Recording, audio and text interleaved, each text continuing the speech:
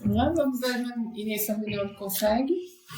Tem o nosso palestrante, o delegado, Dr. Fernando. Ele vai falar sobre o direito de aquisição de arma para quem mora em sítio e os deveres que isso demanda.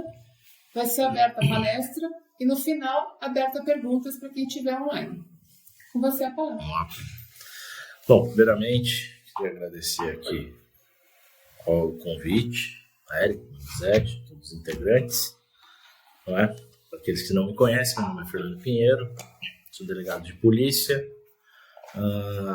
titular do 4º Distrito Policial, que é a delegacia responsável pela área aqui abrangendo a região de São Francisco Xavier, né?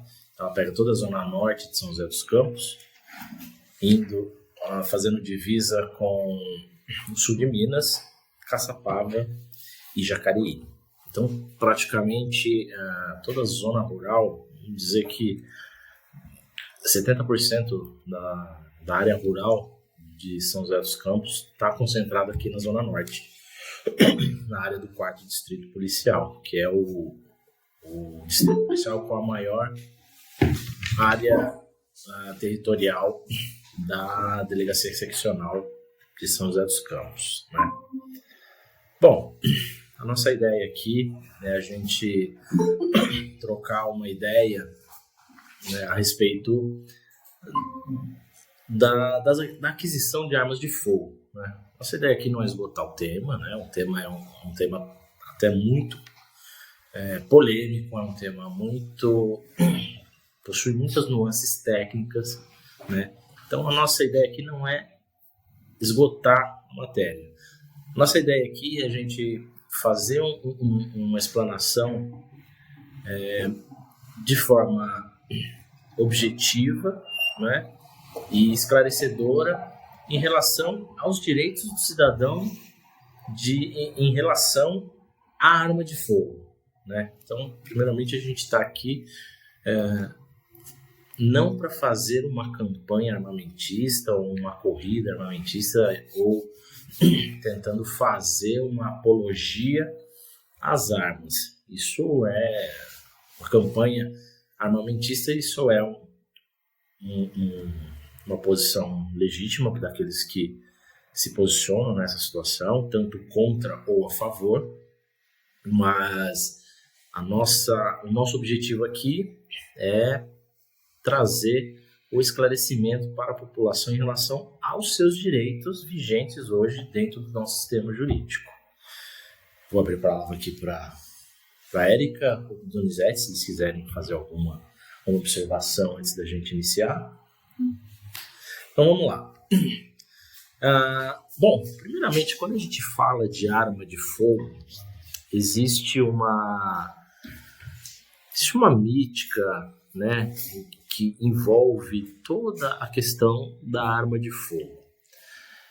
E nós vamos encontrar justificativas e fundamentos de todos os lados, para todos os gostos, para defender ou para atacar a utilização, o comércio ou a posse da arma de fogo pelo cidadão que não participa ou não é integrante das forças de segurança. Então nós temos hoje essa discussão meio que dicotômica, né? Se é bom ou se é ruim a arma de fogo. Isso não vem ao caso aqui. Cada um faça a sua leitura, cada um faz o seu juízo de valor. Aqueles que querem adquirir uma arma de fogo, eles têm o direito garantido pela legislação, né, que é o Estatuto de Desarmamento, a Lei 10.826, né, que traz para a gente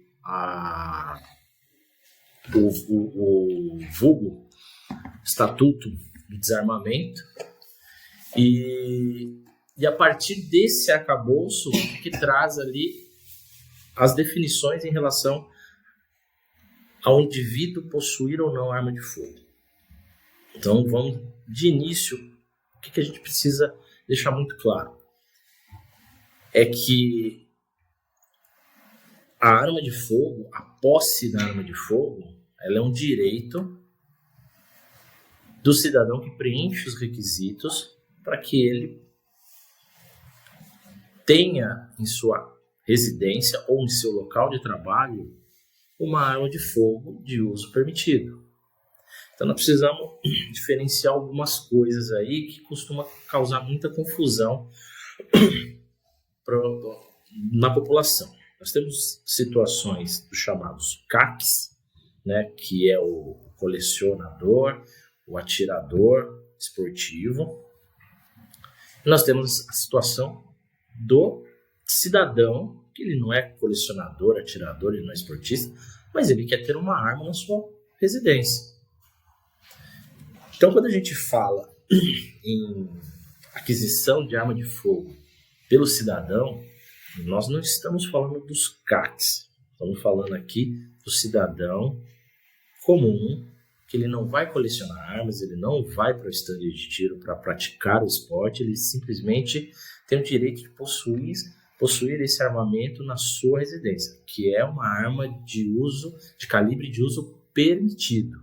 Então não é qualquer calibre que esse indivíduo pode adquirir. Quando eu digo a gente separou, não estamos falando dos CACs. Os CACs eles detêm um regramento específico mais rígido para aquisição, e o calibre de utilização são calibres dos mais variados, inclusive calibres de uso restrito. Mas aí não é o objetivo nosso aqui. Nosso objetivo é o cidadão comum, é você, a senhora que está aí na frente da televisão, a senhora que sai para trabalhar, é o professor, é o médico, é o comerciante, né? É o estudante maior de 25 anos. Então, estamos falando das pessoas que não são colecionadores nem atiradores esportistas. Então, quando a gente fala do cidadão comum, ele tem o direito de possuir uma arma de fogo em sua residência ou em seu local de trabalho, uma arma de fogo de calibre permitido. Quais são esses calibres permitidos? São calibres que são autorizados e liberados para as pessoas comuns que preencham requisitos de aquisição e posse de uma arma de fogo. Calibres esses quais são? Um exemplo é o calibre 38, é o calibre 380, são calibres, o calibre 32. Quando a gente fala, além desses calibres de uso permitido, a legislação inclui nesses calibres permitidos as armas de alma lisa, que seriam as espingardas de calibre 12, né? Até o calibre 12, 16, são armas de alma lisa, que antigamente diziam muito que eram armas destinadas para caça, né? O calibre 12, o calibre 16. Hoje a caça é uma situação vedada pela legislação, né? É crime você promover a caça fora da regulamentação. Então, essas armas acabaram e eram armas muito artesanais. Os senhores vão se deparar ou vão ter o conhecimento de muitas pessoas aqui na zona rural possuem muitas vezes esse tipo de armamento que vem de herança do avô, do pai. São armas artesanais, são armas que eram destinadas à prática da caça.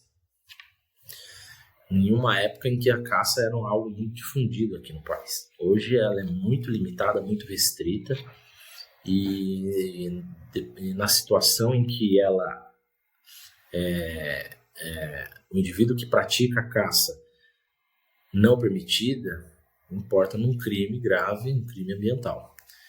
Então, quando a gente fala do cidadão comum, o direito de ter uma arma em sua casa, e a gente está falando dos calibres permitidos, a gente não vai se alongar aqui em calibres que não são usuais e também não são indicados até para uma situação de uma posse de uma arma de fogo dentro da sua residência, que ela é exclusivamente para a defesa da sua vida e da sua propriedade, né? Defesa dos seus direitos. Então, quando a gente está falando de armas de calibre permitido, a gente está falando de quê? A gente está falando de um calibre 38, a gente está falando de um calibre 380, um calibre 32, uma 635 ou até mesmo 765, que são calibres já meio em desuso, mas popularmente hoje as pessoas que adquirem uma arma de fogo como cidadão comum, ela vai atrás de um calibre 38 ou de um calibre 380, que é um calibre que tem uma eficiência de impacto interessante, um controle do armamento interessante e um manuseio com muito mais, não digo facilidade, mas de manuseio e domínio com uma certa tranquilidade, não é? Então, vamos tentar separar a nossa conversa aqui do seguinte aspecto. Primeiramente, você, como cidadão comum, você tem o direito de adquirir uma arma para sua posse, para mantê-la em sua residência ou em seu local de trabalho para a defesa dos seus direitos, defesa da sua vida, da sua família e do seu patrimônio. Segundo ponto, esse armamento precisa ser de calibre de uso permitido. Então, a gente está falando do calibre 38 ou calibre 380 ou, eventualmente, uma arma longa de alma lisa. Ou seja, quando a gente fala alma lisa, é um armamento em que o cano por onde vai ser expelido o projétil e a propagação dos gases decorrente da queima do propelente, ele percorre por esse cano de alma lisa. Ele não tem raiamento, então o projétil, via de regra, ele não vai ter um grande aumento, incremento de energia e velocidade no momento em que ele começa a sair do cano. Então, o Exército, que é o órgão responsável por regular e regulamentar essas questões técnicas relacionadas às características das armas de fogo, ele consignou que as armas de alma lisa do calibre 12 e 16 são armas de uso permitido. Inclusive, aqueles que são proprietários de unidade rural, é uma das justificativas para poder ser feita a aquisição dessa arma de fogo, uma arma longa de alma lisa. Nós tínhamos, antes da alteração, com o novo governo, que é um governo que possui uma característica de limitação do acesso às armas, revogou uma série de regulações que permitia aos proprietários de unidades rurais, modos rurais, fazendas, sítio, chácara, o acesso de forma muito mais fácil às armas de fogo, e não só aquelas de calibre permitido, mas também algumas de calibre hoje restrito eram tidas como de uso permitido. Hoje já não, nós temos um acesso muito mais restrito. Então, o cidadão comum está restrito ali àqueles calibres do 38, 380, o 32, o 22, até o 22 longo, num armamento que a gente chama de arma longa, mas desde que o seu cano não seja raiado, esse cano deva ser de alma lisa. Então, dentro do pacote aqui, falando da aquisição para as pessoas que são, entre aspas, o cidadão comum, ele vai se restringir ao 38, 380 e o calibre 12. Se a gente fosse dar uma sugestão, eu acho que esses 3 calibres são os calibres indicados para você que pensa em adquirir essa arma para ter em sua residência para a defesa da sua família, da sua vida, do seu patrimônio.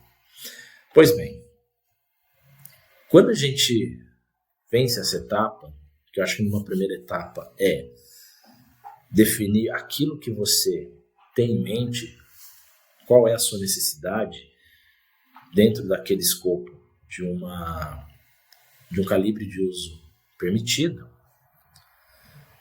nós precisamos avançar agora numa outra situação. Em relação aos requisitos básicos, ou os requisitos, ou os pressupostos mínimos que o indivíduo, esse cidadão comum, precisa preencher para poder ter em sua residência ou em seu local de trabalho uma arma de fogo. Então não é qualquer cidadão, não é qualquer pessoa que pode possuir uma arma de fogo. Primeiramente, esse indivíduo tem que ter uma idade mínima de 25 anos, ele tem que ter aptidão psicotécnica para poder adquirir essa arma. Ele não pode registrar antecedentes criminais, ele não pode estar respondendo a inquérito policial, não pode ter sido indiciado em inquérito policial, muito menos ter sido processado ou condenado por qualquer tipo de crime ou contravenção. Então, a gente parte desse primeiro ponto. Ele precisa ter no mínimo 25 anos, precisa ser brasileiro. O estrangeiro não é permitido a aquisição de arma de fogo em sua propriedade, né? A aquisição de arma de fogo no Brasil está direcionada e é exclusivo para os brasileiros natos ou naturalizados. Ainda que o estrangeiro tenha residência física no Brasil, a ele não é permitido a aquisição da arma de fogo como cidadão comum. Então, vencida essa primeira etapa da idade mínima e uma vida pregressa sem registro de antecedentes criminais, a gente passa por uma terceira etapa, que é a fase de capacitação técnica desse indivíduo que vai adquirir essa arma de fogo. Então, o indivíduo que ele preencheu os requisitos da idade e de sua vida pregressa, ele precisa passar por um teste psicotécnico, ele vai ser avaliado junto à Polícia Federal, que é o órgão responsável pela administração do registro das armas de uso permitido, que é o registro chamado SINARME. Ele tem que ter ocupação lícita também, né? Sim. A Érica fez até um apontamento muito importante, né? Que além de tudo, né, 25 anos, vida pregressa, idônea e ocupação lícita, né?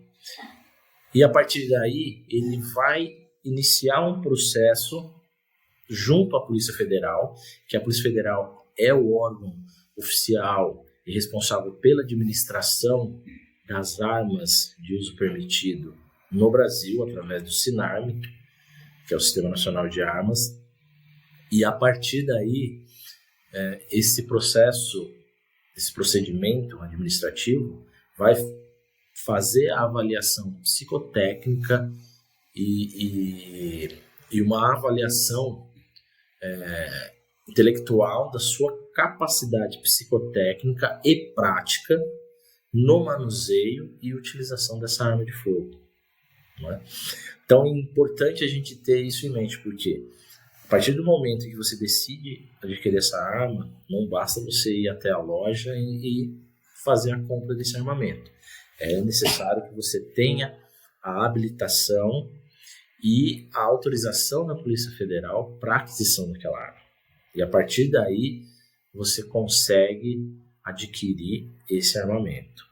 O que é interessante e o que é importante os senhores terem em mente que, em razão desse encrudecimento do atual governo e limitar o acesso às armas de fogo, o processo somente se inicia com a justificativa para a aquisição da arma de fogo, que na legislação anterior era um pouco mais facilitado, né? Não existia tantos requisitos de ordem subjetiva para a aquisição dessas armas de fogo.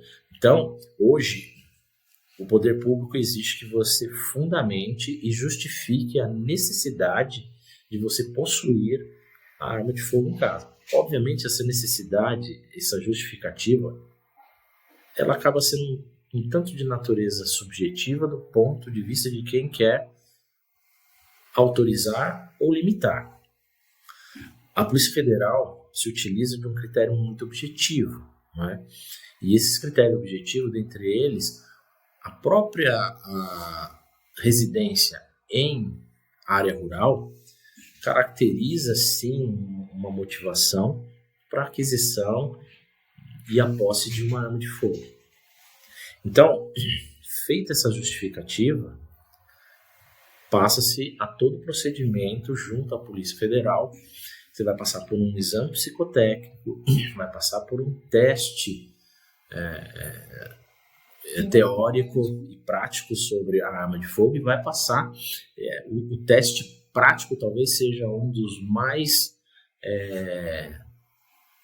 mais difíceis, um dos mais trabalhosos de você conseguir a aprovação, porque o processo ele é muito exigente, né? A Polícia Federal possui os instrutores de armamento e tiro que fazem essa avaliação, eles são muito exigentes e somente aqueles que detêm não só a habilidade teórica, mas a habilidade técnica e o domínio para você ter esse armamento em sua posse. E aí vale a gente pensar no quê? Quando você decide ter uma arma de fogo na sua casa, você tem que pensar não apenas na aquisição da arma, você precisa pensar também aonde ela vai permanecer acautelada, quem são as pessoas que têm esse acesso a essa arma, porque você pode responder por um crime de omissão de cautela se alguém ter acesso a essa arma que não seja habilitado. E isso, por si só, esse descuido já caracteriza um crime previsto no próprio Estatuto do Desarmamento. Não é? Então, é preciso se pensar e organizar e se planejar para ter uma arma de fogo. Um local adequado, acesso controlado, e o acesso não só controlado, mas ele também tem que ser um acesso que seja prático, porque não vai adiantar nada se você deixar essa arma trancada no sótão, dentro de um cofre, que você leva 15, 20, 30 minutos para abrir. Porque na hora que você precisar dela, você não vai conseguir acessar ela no tempo e não vai conseguir dar a resposta que você precisa. Mas, de outro lado, você precisa ter ela muito bem acautelada, em que o acesso dela seja muito bem controlado e, de preferência, obviamente, acesso apenas àquela pessoa vinculada àquele armamento. Porque quando você adquire esse armamento, você recebe essa arma e você recebe um registro de arma de fogo, que é o que nós chamamos de CRAF, Certificado de Registro de Arma de Fogo. Esse CRAF fazendo uma mal comparação, é o RG da arma. E quando esse RG da arma vem o seu nome matriculado naquela arma. Então, tudo que acontecer com aquela arma, a responsabilidade é sua. Por isso, o acautelamento adequado dela tem que ser muito bem observado. Tem que ser muito bem observado o manuseio dela em questão de segurança sua e de terceiros. Né? Então, quando se pensa em adquirir uma arma de fogo, não é algo tão simples como comprar uma espada né, artesanal japonesa de um ninjato ou um katana, que é uma arma tão letal quanto, é um instrumento tão letal quanto uma arma de fogo. Ou mesmo quando você vai comprar, você pode adquirir hoje uma besta, você pode adquirir uma besta, né, que é o arco e flecha profissional, que tem um poder letal tão grande quanto uma arma de fogo, né? Então, assim, a gente tem que entender uma coisa: armas não matam pessoas. Pessoas matam pessoas. Se você tiver uma arma e deixar ela em cima da mesa, ela parada, ela não faz nada se você não apertar o gatilho. Então, tudo que você tudo que decorre de consequências da aquisição de um equipamento, que é assim que nós, agentes da segurança, classificamos as armas de fogo como um equipamento. É uma ferramenta, como é uma faca, como é uma chave de fenda, como é uma parafusadeira, como é uma lâmina, enfim. É uma ferramenta, é um equipamento. As consequências da utilização desse equipamento é que a gente tem que ter muito bem delineados e muito bem planejados e organizados dentro da nossa rotina, certo? E vencida essa etapa, a partir do momento em que você adquiriu essa arma de fogo, você ingressou com o processo para adquirir essa arma de fogo e você obteve o êxito lá ao final, conseguiu a autorização, porque você é uma pessoa que preenche os requisitos objetivos e os requisitos subjetivos, né? Ou seja, é maior de 25 anos, tem a partir de 25 anos, tem uma vida pregressa idônea, tem a justificativa de você possuir esse armamento, comprovou a ocupação lícita e passou pelo processo de habilitação técnica e prática e teórica de manuseio e utilização da arma de fogo. A partir de então, você está autorizado, você vai comprar o seu equipamento, vai procurar uma empresa idônea para fazer a aquisição desse armamento. E por que a gente fala em uma empresa idônea e evitar-se fazer aquisição de terceiros ou armas já de posse de terceiros? Primeiro, há uma problemática muito negligenciada hoje em dia em relação à circulação dessas armas de fogo. E talvez por conta disso as pessoas acabam criando algumas resistências e muitas vezes acabam criando algumas narrativas ou até mesmo fundamentações justificativas que não correspondem com a verdade. Porque é o seguinte: o comércio de armas de fogo, a venda e aquisição de armas de fogo no Brasil, elas só são autorizadas ou só é permitida àqueles que possuem a autorização do poder público para adquiri-las e vendê-las. A partir do momento que você compra essa arma de fogo, você passou por todo esse procedimento, recebeu lá a habilitação técnica da Polícia Federal, chegou o seu armamento que você adquiriu, ok. Um belo dia você diz: eu não quero mais essa arma de fogo. E aí um outro cidadão chega: pô, você não quer me vender essa arma? Já começou errado ali, porque o cidadão ele não pode revender esse equipamento.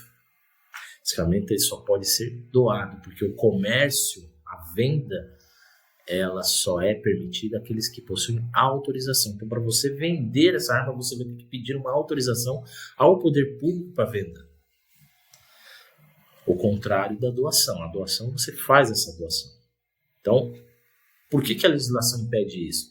A legislação impede isso para que as pessoas não façam comércio clandestino de armas de fogo. O comércio tão clandestino de arma de fogo é crime. Então, quando você tem um armamento, se você precisa alienar ele, procura uma empresa especializada para obter uma consultoria, para você poder fazer a alienação dessa arma, Você não pode sair vendendo ela para qualquer um. Percebe que para você adquirir, você tem que passar por um processo bem detalhado, burocrático e exigente. Como é que você faz a alienação dessa arma para outra pessoa sem passar por esse procedimento? Então já começa o eu aí. Então a gente sempre orienta. Vai comprar uma arma de fogo, evita, corre, foge da aquisição do armamento do amiguinho, do coleguinha. Eu tenho uma arma em casa, não quero mais ela. Corre disso. Vai numa empresa credenciada, autorizada para o comércio da arma de fogo. Até porque ele vai te vender um equipamento com garantia, um equipamento certificado e com procedência. Por quê? Porque uma arma sem procedência, ela pode gerar para você não só o crime da posse de arma de fogo de uso proibido, ou até mesmo o porte de arma de fogo de uso proibido. E aí chegamos num outro ponto que é talvez, se não mais um ponto muito importante que a gente precisa esclarecer, que é com relação à diferença entre a posse e o porte da arma de fogo. São duas situações muito distintas. Etiologicamente falando, a posse e o porte, numa leitura semantical, pode a gente achar que elas são a mesma coisa, tem o mesmo sentido, mas na técnica jurídica, a posse e a porte, eles foram determinados e eles foram diferenciados porque entendeu o legislador que são coisas distintas. A posse refere-se a você ter sobre a sua guarda, vigilância, uso e gozo daquele bem, porque a arma de fogo é um bem material, assim entendido pelo direito, e você, com a posse daquilo, você exerce os direitos daquele que é dono, de uso, gozo, fruição daquela coisa. Quando você tem a posse da arma de fogo, você consegue utilizá-la, mas em um lugar específico, a sua residência ou o seu trabalho. O que te dá o direito de você circular com essa arma de fogo é o porte de arma. Quando você adquire um armamento, ele não te dá automaticamente o direito de circular com essa arma na cintura. Você não tem o poder de trânsito e circulação dessa arma como um policial, como um agente do Estado que detém o porte de arma. Os policiais, sejam civis, militares, penais, eles possuem um porte de arma definido pela própria legislação. O Estatuto dos Armamentos, lá 10.826, ela define de forma expressa que o porte dos agentes de segurança dos estados, os policiais civis, militares, os policiais federais, os policiais penais, eles possuem o porte nacional. Agora, o cidadão comum, que é esse que nós estamos trabalhando, que adquiriu essa arma de fogo, ele não tem o direito de circular com esse armamento para fora da sua residência. E toda vez que ele demanda fazer um transporte ou trânsito deste equipamento, ele precisa de uma autorização expressa da Polícia Federal para fazer o trânsito dele. A gente não diz nem porte, é o trânsito.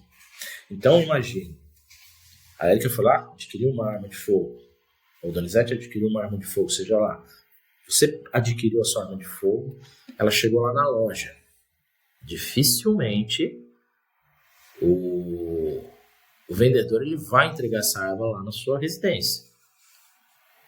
Até porque, via de regra, quando você recebe esse equipamento, é preciso ser feito uma verificação e principalmente, né, o teste desse equipamento para ver se ele funciona. Se você comprar uma arma de fogo e não testá-la, então esquece e não tente testá-la a primeira vez quando precisar usar, porque ela pode falhar e aí não vai servir ao fim que ela se destinou.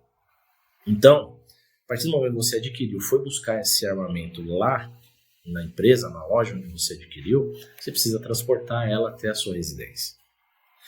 E esse transporte, esse trânsito, não significa que você está autorizado a colocar ela na cintura e sair com ela de São José dos Campos até São Francisco Xavier com ela na cintura. Porque se você for abordado por um agente de Estado de segurança, você estará cometendo um crime grave, que é o crime de porte ilegal de arma de fogo. Portar armas de fogo em desacordo com a regulamentação legal ou regulamentar é crime, e é um crime grave. É um crime que dá mais de 4 anos de cadeia.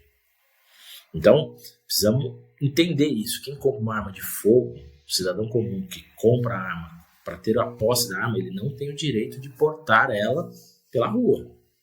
Ele tem o direito de tê-la na sua residência para sua utilização.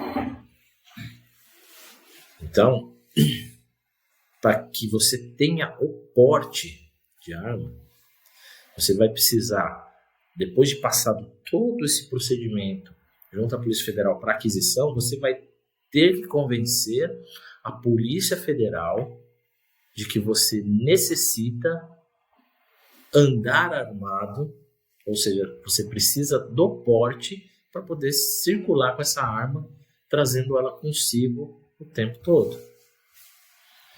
O porte no Brasil ele não é proibido ao cidadão comum, ele é permitido, mas desde que ele seja autorizado pelo órgão responsável, que é a Polícia Federal, e a legislação regulamentar, ou os regulamentos dessa legislação são muito rígidos e muito restritivos à liberação de porte de armas para o cidadão comum. O cidadão comum vai ter que comprovar de uma maneira muito objetiva, muito satisfatória, robusta, de que ele demanda da utilização da arma de fogo, da posse do porte da arma de fogo, decorrente da sua atividade. E mesmo assim, ele vai ter que justificar isso dentro de critérios que a Polícia Federal tem, que vão ou não autorizar. É o delegado de Polícia Federal que vai assinar a autorização do porte de arma para o cidadão comum. E existe uma normativa dentro da Polícia Federal em que todos os portes de arma, via de regra, eles são indeferidos, salvo ser comprovada a necessidade dentro de um rol que eles delimitaram lá na sua legislação específica, que justifiquem franquear esse porte de arma ao cidadão comum, certo? Então vamos lá, só a gente recapitulando um pouquinho. Você que tem a pretensão de adquirir uma arma de fogo, então primeiramente você precisa pensar, precisa planejar e estudar qual é o equipamento mais viável e mais adequado que se adeque às suas necessidades, não é? Vencida essa primeira etapa, adequado dentro dos calibres permitidos, o 38, 380, o calibre 12, que a gente limitou esses 3, que são os calibres mais bem recomendados aí para uma utilização para defesa em sua residência.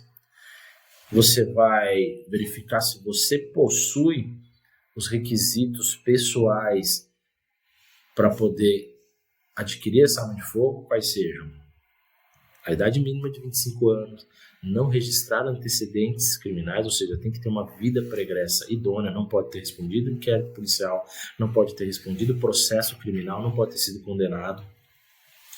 Precisa comprovar a ocupação lícita e, a partir de descrever a motivação, a gente chama dentro da ciência do direito a justa causa para aquisição daquele armamento. E a partir de então você ingressar, né, procurar a Polícia Federal e dar entrada no seu processo para a aquisição e o registro de uma arma de fogo. E esse procedimento você vai passar por testes psicotécnicos, teóricos e práticos de tiro e manuseio desse equipamento.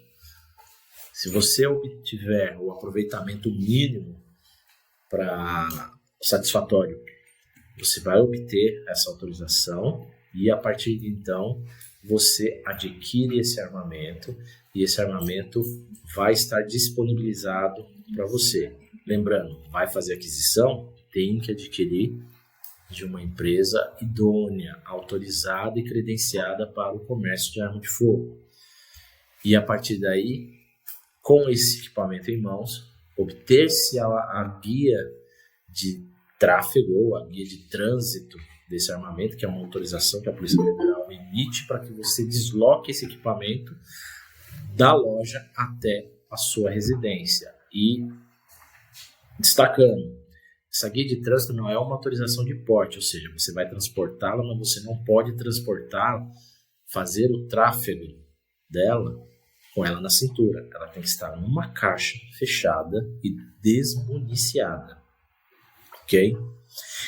E por fim, a gente precisa também comentar o seguinte: a partir do momento que você compra uma arma de fogo, adquire uma arma de fogo, você está na posse dessa arma de fogo, você não tem o porte dela, então essa arma ela tem que ficar na sua casa ou na sua residência, e se eventualmente precisar fazer o deslocamento de sua residência ou do seu local de trabalho, precisa fazer o deslocamento dessa arma de um lugar para o outro, leia-se, guarda em casa ou guarda no seu local de trabalho, você precisa dessa guia de tráfego para poder deslocar essa arma e não portá-la.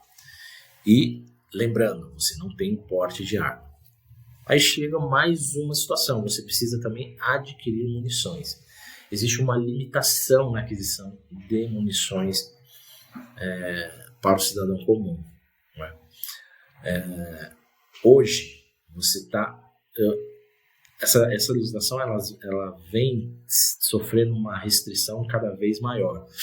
Há 2 anos atrás, ainda no governo anterior, onde foi flexibilizado muito, você conseguia adquirir até 1.000 munições de calibres muito variados. Hoje a gente está restrito a 50 munições por ano.